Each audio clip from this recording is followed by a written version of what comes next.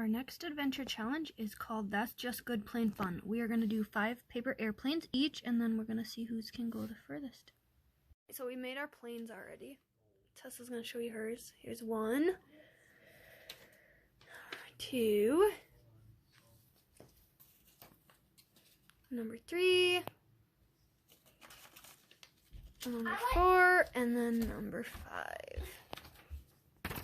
Ow! Fine. 1, 2, 3, 4, and 5, and then Mercedes. 1, 2, 3, 4, and 5. Alright, we're gonna see. Go ahead. Okay, they didn't even land near me. What's Mom's plane? I win! I do. Go. Mine's so Go. Ow! It hit me. Yay. Number 3, go.